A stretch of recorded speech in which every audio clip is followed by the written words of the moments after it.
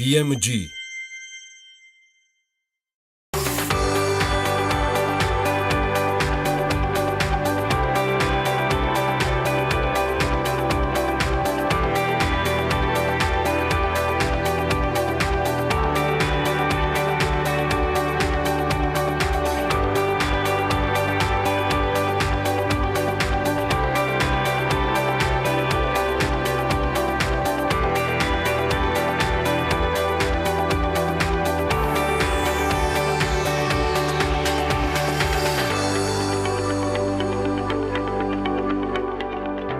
კოალიცია დამოუკიდებელი და გამჭვირვალე მართლმსაჯულებისთვის წევრები საქართველოში ამერიკის შეერთებული შტატების ელჩის მოვალეობის შემსრულებელს ელიზაბეთ რუდს შეხვდნენ. გენდერული თანასწორობის საბჭოს ხდომაზე გაკეთებული განცხადება და მომართვიანობის მაჩვენებელი მოძალადე ოჯახის წევრის წინააღმდეგ ნარატივით რამდენიმე წამში. BBC-ის შემდეგ აჭარის რეკლამა უკვე ევრონიუზზე ტრიალებს აჭარის ტურისტული პოტენციალის შესახებ ინფორმაციის გავრცელება 195 ქვეყანაში.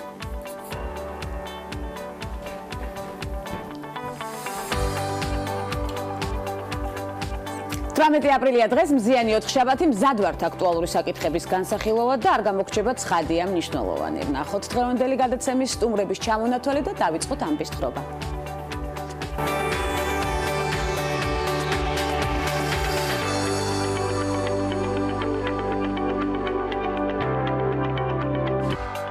ფერადი და გრანდიოზული ღონისძიებების მოწყობა ფესტივალის ორგანიზატორებისგან ევროპის მასშტაბით. ნარატივით ოთხშაბათს. პალედეტეს მრავალფეროვანი არჩევანი ჩაის სახეობებში და გემრიელი ნარატივი ასევე ამბის თხრობით. სტუმრების ბლოკში ნინო გედევანიშვილი და კომპანია დამფუძნებელი და დირექტორი და ირინე ჭაჭუა, სერტიფიცირებული კოუჩი. ეს ქალების ნარატივია. ვანცა ლახიძესთან ერთად.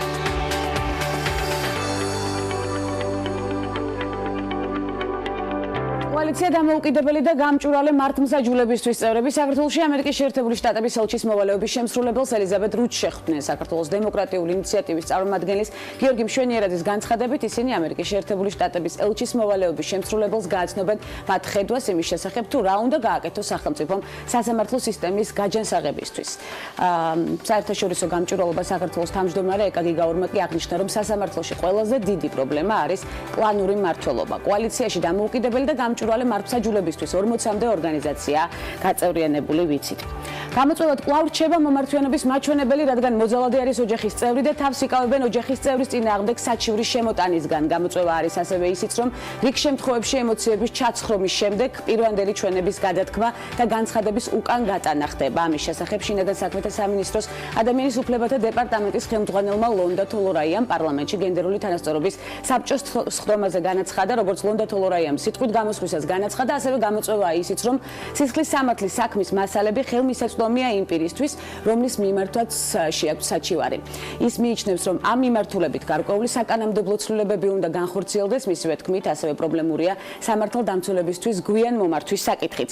მსხვერპლი მოდის ჩვენთან, გვეუბნება, რომ მას ჯანმრთელობის დაზიანება მიაყენა მეუღლე, მაგრამ ეს განხორციელდა რამდენიმე კვირის ან თვის წინ და რა თქმა უნდა, მის მიმართ ექსპერტიზის ჩატარება გამორიცხულია. ამის გარეშე კი ძალადობის მტკიცება რთულია, განაცხადა ლონდა თოლორაიამ, რომელიც მიიჩნევს, რომ სხვადასხვა ღონისძიებაა გასატარებელი, რომ მოხდეს ცნობიერების ამაღლება. პარლამენტში გენდერული თანასწორობის საბჭოს ხდომა მიმდინარეობდა, ხდომაზე მსჯელობდნენ ფემიციდსა და ქალთა მიმართ ძალადობაზე. ამ თემას ჩვენ არაერთხელ ცხადია დაუბრუნდებით ქალების ნარატივის არეალში. BBC-ის შემდეგ აჭარის რეკლამა უკვე ევრონიუზზე ტრიალებს ტელეკომპანიის ეთერით აჭარის ტურისტულ პროდუქტებს 195 ქვეყანაში ეცნობიან.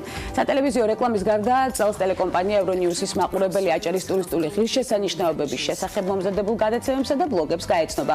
ჟურნალისტები აჭარას აპრილის დასაწყისში სტუმრობდნენ. ევრონიუსის ჟურნალისტები რეგიონს განმეორებით ზაფხულსა და უკვე შემოდგომაზე მსოფლიო საჭადრაკო ოლიმპიადის გასაშუქებლად ეწევიან. პარალელურად აჭარის ტურიზმის დეპარტამენტი მოლაპარაკებებს აგრძელებს ტელეკომპანიებთან Deutsche Welle და CNN, სადაც ასევე იგეგმება რეგიონის საიმიჯო ვიდეორგოლების გაშვება. აღნიშნულია ინფორმაციაში.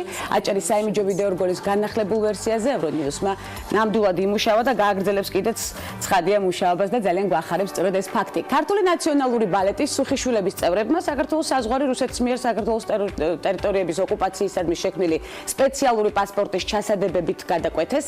მათ ანკარაში ჩასვლისთანავე გამოაქვეყნეს ფოტო, რომელზეც ჩანს ანსამბლის წევრებს, როგორ უჭირავთ ეგრეთ წოდებული ანტიოკუპაციის პასპორტები. ჩასადებები ჯოვანი მორამ გამოუშვა. კომპანიის განცხადებით, იდეის ავტორი და შემსრულებელი გიორგი პოპიაშვილი გახლავთ. და კიდევ ერთი მნიშვნელოვანი საკითხი, ბრენდის მრავალწლიანი ისტორია მსოფლიო მასშტაბით, ბევრი სახეობის ჩაი ჭავჭავაძის 33-ში და ქალების ნარატივის სტუდიაში. პალედეტეს ჩაის სასარგებლო თვისებებზე და მრავალფეროვნებაზე გვანცა სარალიძე, პალედეტეს ექსპერტ კონსულტანტი ისაუბრებს. მოგესალმებით გვანცა, ძალიან მახარებს გვანცას და გვანცას გაერთიანება ქალების ნარატივის არეალში. როგორ გრძნობთ თავს? მეც მიხარია ძალიან კვანცა. მოგესალმებით კვანცა, მივესალმებით თქვენს მაყურებელს და ნამდვილი ჩაის სასახლიდან გერთვებით, ბუნებრივია, დღეს შემოგთავაზებ მწვანე ჩაის, რომელიც არის მსხლის არომატით. სამწუხარო რომ ეთერში ჩვენთან არ ხართ, ეთერში ხართ ამ გემრიელ ჩაის აქვე რა გემოვნებს. ჩვენც გვაქვს სტუდიაში ეს გემრიელესი ჩაი. ყოველდღე გვაქვს ძალიან მიხარია. ანუ ყოველდღე გვაქვს განსხვავებული ჩაი მომზადებული, ეს არის თქვენი დღის ჩაი ესევე ძახით და ის ვინ ჩამოდის მაღაზიაში, აუცილებლად ცხელ ჩაის თავაზობთ. წამოვბრძანით ახლა დაგათვალიერებთ მაღაზიას. ანუ მოკლედ გეტყვით ბრენდის ისტორიას. ბრენდი უკვე 30 წელია ბაზარზეა. ჩვენი დამფუძნებელი ფრანსუა ხავიერ დელმასი ესე მოგზაურობს მსოფლიოს გარშემო დაარსების დღიდან ბრენდის. მოგზაურობს იმ ქვეყნებში, რომლებიც ჩაის ექსპორტიორი ქვეყნებია. ანუ უშუალოდ თვითონ ნახულობს პლანტაციას, ეცნობა ჩაის ხარისხს და შემდეგ უშვებს ანუ ბრენდი გაყიდვაში ამ ჩაის. დაახლოებით 200-მდე სახეობის ჩაი გვაქვს, როგორც გვაქვს დანამატების გარეშე, ასევე გვაქვს ძალიან ბევრი დანამატით. ანუ ხშირად როცა მომხმარებელი შემოდის მაღაზიაში და ვეუბნებით, რომ გვაქვს 200-მდე სახეობის ჩაი, შეიძლება ცოტა დაიბნეს, მაგრამ ყველაზე მარტივი არის ის მომენტი, რომ ჩვენ გვაქვს არომატესტერები. ანუ ყველა ჩაის აქ არის მწვანე ჩაი დანამატების გარეშე, გვაქვს ბევრი ხილის არომატები. შეგიძლიათ ესე აიღოთ და სუნები ნახოთ. ანუ ეს ხშირ შემთხვევაში ძალიან უმარტივებს მომხმარებელს არჩევნის გაკეთებას. გარდა იმისა, რომ გვაქვს 200-მდე სახეობის ჩაი, ასევე ბრენდს აქვს ჩაის აქსესუარები. როგორც თანამედროვე აქსესუარი, ანუ ეს არის ფაიფურის ჩაიდანი, რომელიც 600 წელი გამოვიდა მსოფლიოში, პალედეტეს ბრენდირებული და ნუმერაცია, ანუ აბსოლუტურად არის ხელით გაკეთებული და ნუმერაციაც აქვს ხელით დაწერილი. ხა 433-ია 600-დან. გვანცა აქვს თუ არა მნიშვნელობა დღის რომელ მონაკვეთში რომელ სახეობას მივირთმევთ და საინტერესოა დილით რომელი სახეობა უნდა მივირთვოთ იმისთვის რომ გამოფხიზლდეთ და წარმატებული დღე წარმართოთ ცხადია სამუშაო დღე.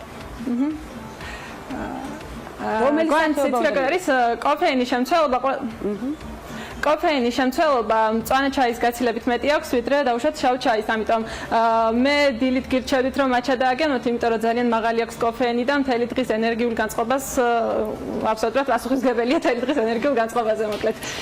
აქაც გვაქვს დაახლოებით 200-მდე ბოქსი, იქ რაც არის კიდევ ისინი და სხვაებიც დანამატი.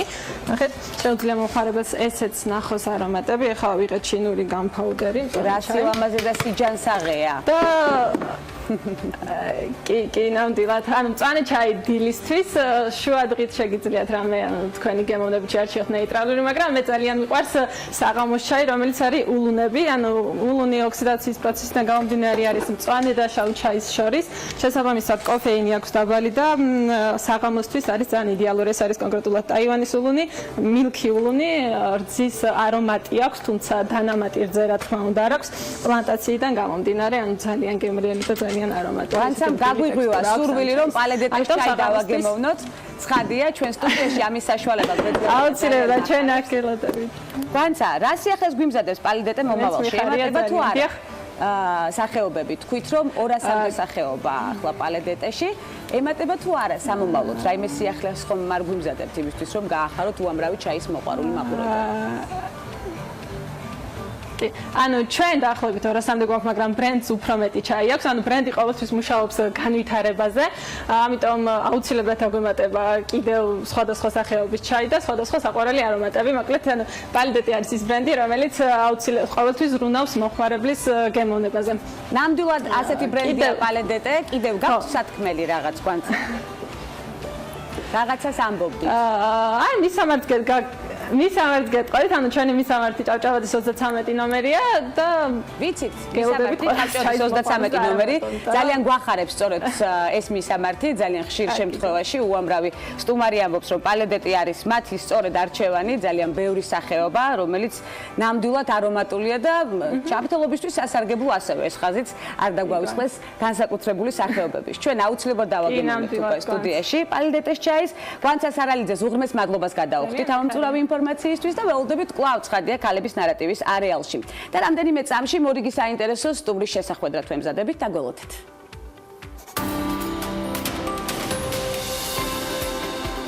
ბარონესა მარგარეტ ჰილდა ტეტჩერი, იგივე რკინის ლედი, გაერთიანებული სამეფოს პრემიერ-მინისტრი და კონსერვატიული პარტიის ლიდერი, მე-20 საუკუნის ყველაზე ხანგრძლივი ვადით არჩეული პრემიერ-მინისტრი და 2016 წლამდე ამ პოსტზე ერთადერთი ქალბატონი იყო.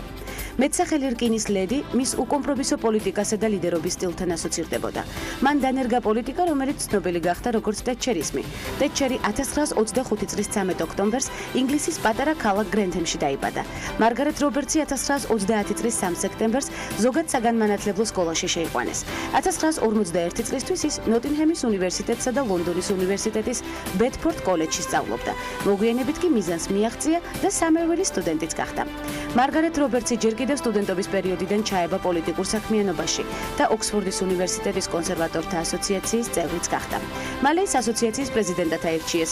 ეს მის ცხოვრებაში ერთ-ერთი პირველი დიდი წარმატება იყო. 1947 წელს მარგარეტს მეორე კლასის მეცნიერებათა ბაკალავრის ხარისხი მიენიჭა, რის შემდეგაც დაიწყო მისი პოლიტიკური საქმიანობა. 1974 წელს ჩაეყარა საფუძველი ახალი კონსერვატორების კონცეფციას, რომლის ლიდერიც მარგარეტ ტეტჩერი გახდა.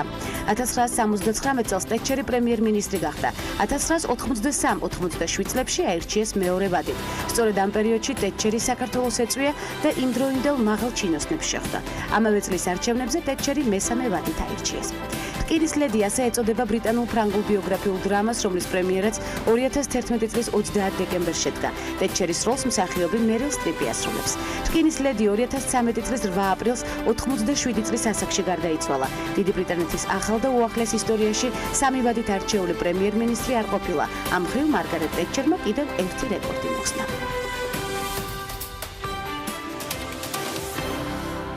უძრავი ქონების ყიდვა გაყიდვის მაჩვენებელი და მოთხოვნადი უბნები, რეგიონები, წარმატებული კომპანიის პროფესიული გზა და ტენდენციები, ქალი ხელმძღვანელის ხელში გედევანიშვილი და კომპანია დამფუძნებელი და დირექტორი ნინო გედევანიშვილი სტუმრად ქალების ნარატივში. უღრმესი მადლობა ნინო მობრძანებისთვის. პალედეტის ჩაის დაგემოვნება ნამდვილად შეგვიძლია, მეტყულად არ დავაანონსე, შესაბამისად გამომაფხიზლებელი ეფექტით არის და კიდევ უფრო წარმატებული იქნება დღევანდელი დღე, დარწმუნებული ვარ, ასეთი დღე ბევრი გაქვთ. უღრმესი მადლობა იმისთვის, რომ დრო გამონახეთ გადატვირთულ სამუშაო გრაფიკში. უღრმესი მადლობა მოწვევისთვის და უღრმესი მადლობა ასეთი კარგი გადაცემისთვის, ძალიან მომწონს, გიყურებთ და წარმატებები თქვენ და ყველა ქალს ვინც იყო და კიდევ მოვა ამ გადაცემაში. უღრმესი მადლობა ნინო, მე დარწმუნებული ვარ თქვენც არაერთგზის გახდებით ჩემი სტუმარი, დღეს პირველად ხართ, თუმცა ბევრი გვექნება კიდევ განსახილველი ცხადია. კომპანიის დაარსების შესახებ ვისაუბროთ, როგორც ვიცი, კომპანია უკვე 5 წლისაა, თუმცა როგორ მოვედით უძრავ ქონებამდე და რატო იყო არჩევანი სწორედ ეს მიმართულება თქვენს პროფესიულ გზაზე? სიმართლე გითხრათ, მე უძრავ იქონების სფეროში მოვხვდი საკმაოდ დიდი ხნის წინ, მაშინ როდესაც ვიყავი სტუდენტი. მეგობარმა შემომთავაზა, ის მუშაობდა მსგავსი ტიპის კომპანიაში და შემომთავაზა, რომ წავსულიყავი და მეც მემუშავა და მაშინ იყო თან სწავლობდი, თან მუშაობდი და ანუ ჩავერთე ამ სფეროში. თვითონ სფერო ძალიან მომეწონა, იმიტომ რომ არის ძალიან დინამიური, აქტიური და ანუ ჩართულობა არის ძალიან დიდი. თუმცა რაღაცა პერიოდის შემდეგ ანუ მე მოვხვდი და გადავედი სამუშაოდ, უკვე განვითარდი, ასე ვთქვათ. იყო ესეთი კომპანია პრესტო, რომელიც იყო საქართველოს ბანკის შვილობილი კომპანია. იქ ვიყავი უძრავი ქონების ბროკერი. პრესტო შემდგომში გაერთიანდა SB უძრავ ქონებასთან, იყო საქართველოს ბანკის უძრავი ქონება, რომელიც შემდგომში გახდა კომპანია M-კვადრატი. ანუ მე მინდა ვთქვა, რომ ეს საქართველოს ბანკში ჯგუფის მუშაობის წლები, ანუ საუკეთესო წლები იყო ჩემთვის, იმიტომ რომ ნაყოფიერი, მივიღა ძალიან დიდი გამოცდილება, ანუ ბევრი ასე ვთქვათ, ინფორმაცია, საუკეთესო კონტაქტები, მეგობრები და შემდეგ წამოვიდა იდეა, რომ ჩამომეყალიბებინა საკუთარი კომპანია, სადაც მექნებოდა უფრო მეტი თავისუფლება, მეტი შესაძლებლობები და უკვე 5 წელია ჩვენ ბაზარზე ვართ და სადაც ბევრ ქალს დაასაქმებდით ასევე. ეს მიმართულებაც არის გათვალისწინებული თქვენს კომპანიაში. კი, იცით რა, ჩვენი კომპანიის თანამშრომლების ან ძირითადი ნაწილი ქალები არიან, ამ გენდერულ ბალანსს ცოტა ვერ ვიცავ. თუმცა ყავს მამაკაცებიც 2 და ძალიან ისე ვუფრთხილდები. განსაკუთრებულ დაავადებაში ყოფილან ისინი ნამდვილად. ნამდვილად. როგორია დღეს ყიდვა-გაყიდვის მაჩვენებელი, ნინო, ამაზე მინდა ვისაუბროთ თქვენი კომპანიის დაკვირვებით. რომელია მოთხოვნადი უბნები რეგიონებში რა ხდება ამ კუთხით? რას ირჩევს მომხმარებელი? ყველაზე მოთხოვნადი უბნები თბილისის მასშტაბით მაინც რჩება საბურთალო, მთაწმინდა, ვერა, ვაკე, ანუ როგორც იყო, თუმცა ძალიან ვითარდება გარეუბნები, ანუ ძალიან ბევრი ახალი მშენებლობებია გარეუბნებში, აქვთ საკმაოდ კარგი გაყიდვები და მაჩვენებლები და ეს ვთვლი რომ ძალიან კარგია, ანუ ქალაქი რაღაცნაირად ვითარდება, ფართოვდება და ანუ ყველაფერი ცენტრში არ იქნება თავმოყრილი და რაღაცნაირად განაწილდება. რაც შეეხება რეგიონებს, ანუ საქართველოს სხვა ქალაქებს, ძირითად ქალაქებშიც არის აქტიურობა, მაგალითად გორში, ქუთაისში, ბათუმში ძალიან აქტიურად მიმდინარეობს მშენებლობები და ანუ გაყიდვების მაჩვენებლები საკმაოდ კარგი აქვთ. მე როგორია იმ სოფლიო ტენდენციები მაინტერესებს, იმიტომ რომ ქალაქგარეთ საცხოვრებელი თუ ქალაქის ცენტრი ძალიან ხშირ შემთხვევაში ევროპის სხვა ქვეყანაში ირჩევენ სწორედ ქალაქგარეთ საცხოვრებელს და არა ცენტრს. ჩვენთან ეს ტენდენცია პირიქითაა თბილისში. ირჩევენ ცენტრს, როგორც თავად აღნიშნეთ. მივდივართ თუ არა მაინც, როგორც გარეუბნების თვალსაზრისით აქტივობა უკვე მშენებლობის კუთხით, მივდივართ თუ არა ამ ტენდენციისკენ. დღეს საქართველოში თქვენი გადმოსახედები. იცით რა, ნელ-ნელა ეს ტენდენცია დაიძრა, ანუ ნელ-ნელა მივდივართ იმისკენ, რომ გავიდეთ და ვიცხოვროთ ქალაქგარეთ, თუმცა ალბათ ამ ტენდენციის მეტად განვითარებას უფრო ხელს შეუწყობს ინფრასტრუქტურის სატრანსპორტო სისტემის მეტად განვითარება, რაც უფრო მეტად განვითარდება და მარტივი იქნება გარეუბნიდან ადვილად დაუკავშირდე ქალაქის ცენტრს, ანუ მით უფრო მეტი ხალხი ალბათ გაავა გარეუბანში და ეცდება იცხოვროს შვიდ ეკოლოგიურად სუფთა გარემოში. ცხადია და ეს მაგალითებიც პრინციპში გვაქვს გარკვეულწილად. თქვენ მე ფოტოებიდან გამომდინარე და კიდევ სხვადასხვა აქტივობიდან გამომდინარე, რომელიც ეთერს გარეთ გავიარეთ, გავიგე რომ ბევრი მოგზაურობა გიწევთ, განტვირთვას გზაშივე ახერხებთ საქმიანი ვიზიტების დროს თუ ამისთვის განსაკუთრებული დრო გაქვთ გამოყოფილი? იცით რა, მე განსაკუთრებული დრო მაქვს გამოყოფილი განტვირთვისთვის და ასე ვთქვათ პირადი ცხოვრებისთვის. სპორტული ცხოვრება, სამაგალითო? ხო, ვცდილობ ვიცხოვრო ჯანსაღად, ანუ დავიწყე და დავდივარ აქტიურად ვარჯიშობ. ვცდილობ, რომ რაღაცა მქონდეს ჩემთვის გამოყოფილი თავისუფალი დრო, სადაც დავისვენებ და განვიტვირთები, რომ შევძლო ახლიდან ამ ფერხულში ჩავერთო, იმიტომ რომ საკმაოდ აქტიური, დინამიურია და სულ უნდა იყო, ანუ მოტივირებული და ფორმაში და გადასცე თანამშრომლებს ეს მოხდით ცხადია? ხო, რა თქმა უნდა და რა თქმა უნდა ბევრს მოგზაურობ და ანუ როცა მოგზაურობ, ანუ მე მიუწვდომელი ვარ აქაურობისთვის, მინდა რომ ანუ მთლიანად დავისვენო ახალი იდეები დატვირთული ჩამოვიდე, დაუბრუნდე და როგორია ეს ახალი იდეები და საომავლო გეგმები კომპანიის განვითარების კუთხით? ჩვენ გარდა საბროკერო მიმართულებისა გვაქვს კიდევ 2 მიმართულება, უძრავი ქონების შეფასება და უძრავი ქონების მართვა. გვაქვს ბინები ჩაბარებული, რომელსაც ვაქირავებთ, ვუვლით და ასე შემდეგ, ვაგვარებთ, ანუ დამქირავლის, ასე ვთქვათ, სურვილებს, მოთხოვნებს და აი ჩემი ერთ-ერთი მთავარი გეგმა არის ის, რომ ეს 2 მიმართულება უფრო მეტად განვავითაროთ და უფრო მეტი, ანუ დრო ჩავდო ამ მიმართულებაში. და შემდეგ კიდევ უფრო მეტად გაიზარდოს კომპანია. ცხადია და დაახლოებით 5 წლის შემდეგ მე გხედავთ დიდი, ძალიან დიდი კომპანიის ძლიერ ხელმძღვანელად, როგორც ახლა. ძალიან დიდი მადლობა ნინო მობრძანებისთვის, როგორც უკვე აღნიშნეთ, არაერთი მიმართულება გვექნება განსახილველი ცხადია ქალების ნარატივში. მე ამის პირობას დავიტოვებთ, რა თქმა უნდა, კომფორტულად იგრძნით თავი ჩვენთან გადაცემაში. ნინო გედევანიშვილი უძრავი ქონების კომპანიის გედევანიშვილი და კომპანიის დამფუძნებელი სტუმრობდა გადაცემას ქალების ნარატივი. მცირე სარეკლამო ბლოკის შემდეგ მორიგი საინტერესო და აქტუალური სიახლეებით გიბრუნდებით და გოლთით.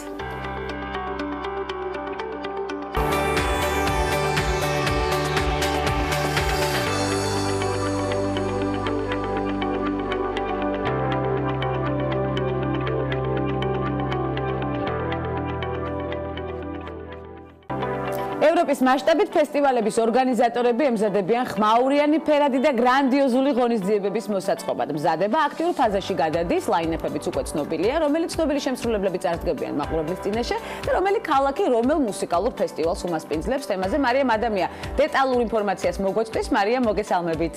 მშვიდობისთვის საკმაოდ საინტერესო და ჩემთვის ფავორიტ თემაზე უნდა ვისაუბროთ.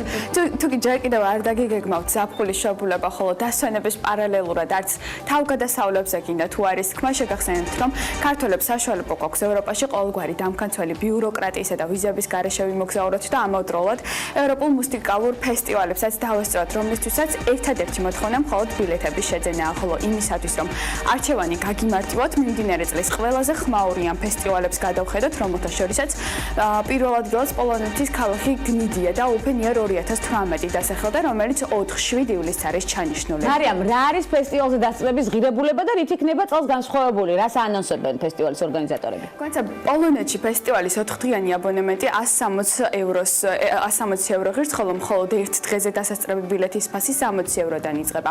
რაც ეხება შემსრულებლებს, როგორც ცნობილია, მაყურებლის წინაშე წარსდგებიან Arctic Monkeys, Gorillaz და Bruno Mars, თუმცა უფრო ვრცელი სიის ნახვა თავად ფესტივალის ოფიციალურ ვებგვერდზე შეგიძლიათ. რიგით მეორე სანახაობა დანიაში ინაცვლებს.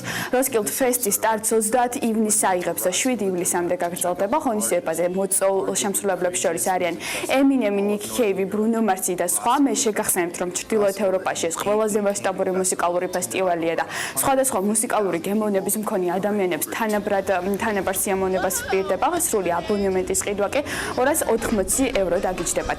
ასევე გეტყვით, რომ ფესტივალის ტერიტორიაზე მოწყობილი იქნება კემპინგ სივრცეები, სადაც კარვების ქირაობაც შეგიძლიათ. ძალიან გავხალისდით მარიამ ნამდვილად, რაც შეეხება ყველასთვის მიმზიდველ, სასურველ და ასევე ტრადიციულ ფესტივალად ქცეულ Tomorrowland წელს რა სიახლეებს თავაზობს ღონისძიება მაყურებელს? ალბათ დამეთანხმები, რომ ჩვენ მაყურებლის უმეტესობა განსაკუთრებით სწორედ ამ ფესტივალით ინტერესდება. დათანხმები და გეტყვით იმასაც, რომ ფესტივალი წელს ზაფხულში ბელგიაში გაიმართება. ვფიქრობ, Tomorrowland განსაკუთრებული წარსდგენა არ ჭირდება. ამ ფესტივალზე მოხვედრა ნებისმიერი მუსიკოსისთვის საოცნებოა და შესაბამისად ძალიან რთულიც. წელს ღონისძიება განსაკუთრებით ფერადი და მასშტაბური გამოვა, რადგან მას პინძლობს Alan Walkers, Don Diablos, Tiestosა და კიდევ სხვა არაერთ მსოფლიოში ცნობილ შემსრულებლებს. სრული ლაინაპის ნახვა და ბილეთების შეძენა კი ფესტივალის ოფიციალურ ვებგვერდზე შეგეძლებათ. კიდევ ერთ ლოკაციაზე, პარიზზე და მის ზაფხულის დღესასწაულზე, Lollapalooza Paris 2018-ზე შევჩერდები, სადაც წელს თავს იყრის Tom Walker და The Killers, Gorillaz და სხვა ცნობილი შემსრულებლები. დასასწრები ბილეთების ფასი ერთმანეთისგან განსხვავდება და სტანდარტული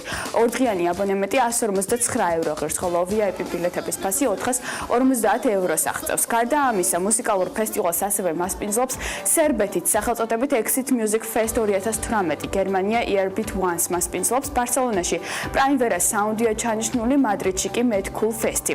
სიაშია ბელგიის ქალაქი ვერხტერი Rock Werchter 2018, ხოლო ჰოლანდიაში გაიმართება მუსიკალური ფესტივალი სახელწოდებით Lowlands Fest-ი, ასე რომ ჩამონათვალი ძალიან დიდია და არჩევანის გაკეთებაც ძალიან ახასიათზე დაგვეყენებათ. ნამდვილად, ყველანი ერთად მივდივართ არაჩვეულებრივ ფესტივალებზე, არ ვიცი როგორ მოვახერხეთ ყველა ფესტივალზე დასწრებას, თუმცა რამდენიმე ფესტივალი მაინც მოვახერხოთ, კარგი იქნება. თან არაჩვეულებრივი სტუმარი მყავს, ისეთი ენერგეტიკით დარწმუნებული ვარ, შემოგვიერთდება დიდი სიამოვნებით, რომელსაც ახლა დავაანონსებ. მარიამს უღრმესი მადლობა საინტერესო ინფორმაციისთვის, პიროვნული და პროფესიული პოტენციალის განვითარება. პროფესიონალ კოუჩთან ერთად მიზნების დასახვა და განხორციელება, შესაძლებლობების და ღირებულებების აღმოჩენით ცხადია და ასევე სატელევიზიო ტრენინგისთვის ირინა ჭაჭუასთან ერთად უკვე მზად ვართ სერტიფიცირებული კოუჩი სტუმრად სტუდიაში არაჩვეულებრივი ენერგეტიკით. კიდევ ერთხელ უნდა გავუსვა ხაზი, ძალიან მნიშვნელოვანია, როდესაც ასეთი დადებითი აურა აქვს ადამიანს და განგაწყობს არაჩვეულებრივად. ხასიათი გვაქვს ამაღლებული, ფესტივალებზე იმედია შემოგვიერთდეთ.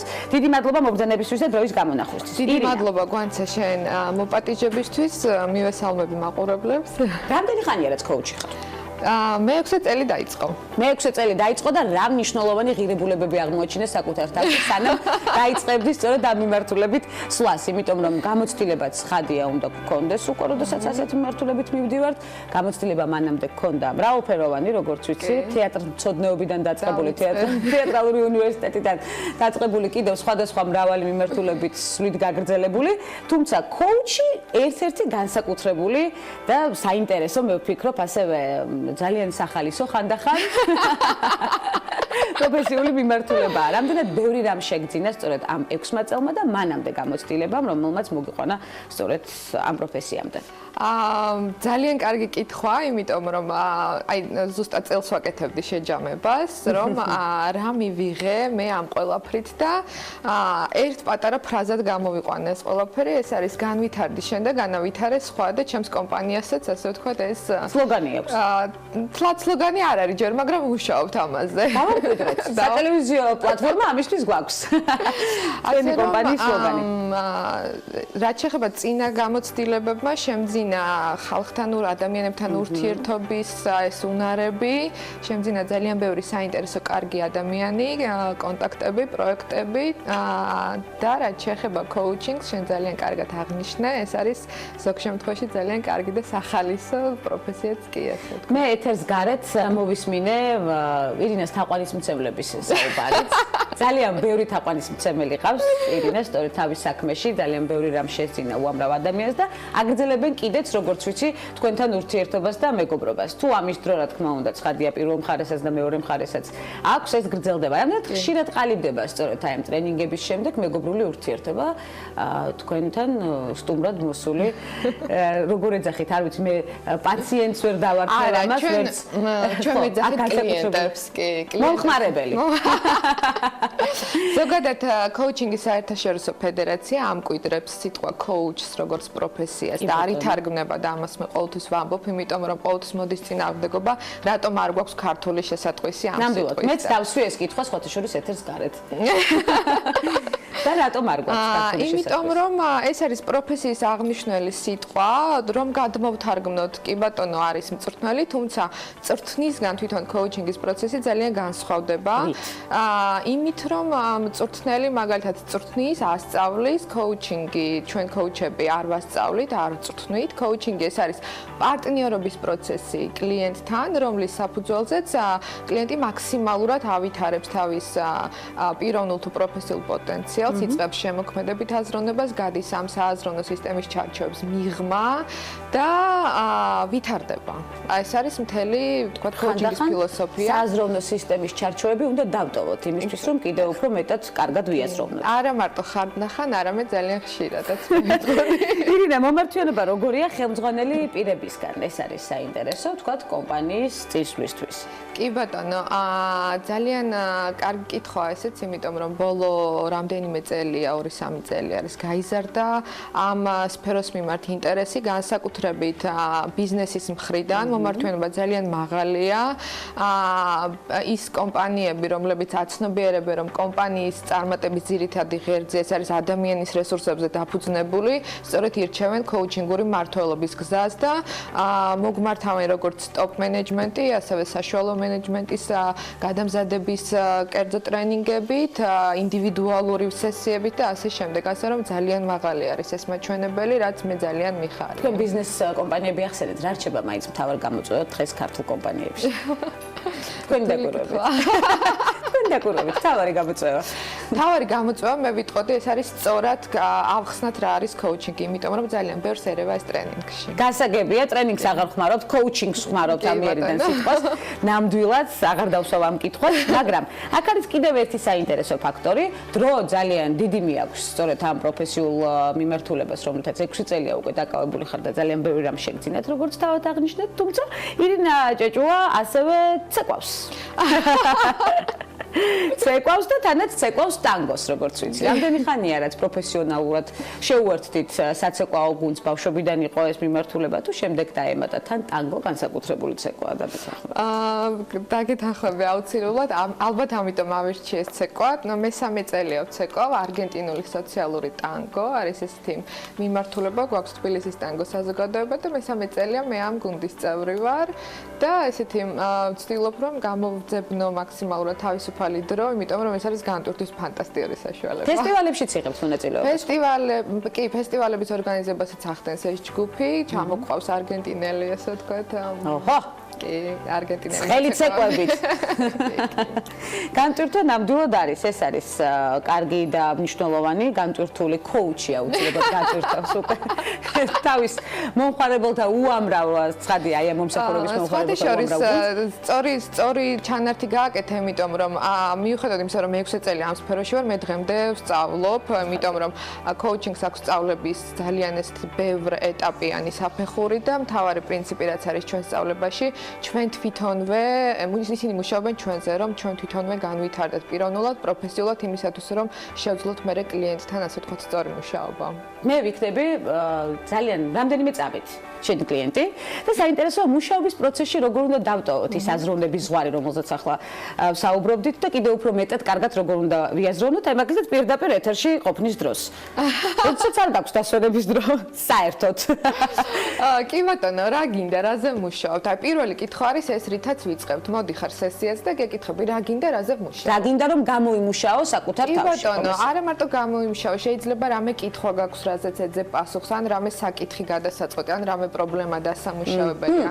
მოკლედ, არჩევანის უფლება არის კლიენტზე ბუნებრივი, იმიტომ რომ რა საკითხზეც უნდა მუშაობა, მას სწორედ იმაზე მუშაობთ. ამიტომ პირველი კითხვა ყოველთვის მოდის, რა გინდა, რაზე მუშაობ? ამიტომ პირველი კითხვისთვის აუცილებლად უნდა მოვემზადოთ, დავფიქრდეთ რა გვინდა პირველ რიგში რომ გამოვასწოროთ და შემდეგ უკვე სერტიფიცირებულ კოუჩს ვესტუმროთ არაჩვეულებრივ კომპანიაში. გაჩნობიერების ეტაპი და პირველი ეტაპი ძალიან მნიშვნელოვანია. ადამიანი თვითონ უნდა მიხვდეს, რომ მას რაიმეზე უნდა მუშაობა, რაიმე მიმართულებით უნდა განვითარება, რაღაც საკითხის გადაჭრა უნდა, თორე გარედან ასე რთულია, რომ მიხვდი და ვინმეს უთხრა, იცი რა შენ კოუჩინგი გჭირდება, ესე არ ხდება. ამის იდენტიფიცირებას ასე ვერ ვახდენთ მაინც და მაინც. კი ბატონო, ირინა, ძალიან დიდი მადლობა მობრძანებისთვის.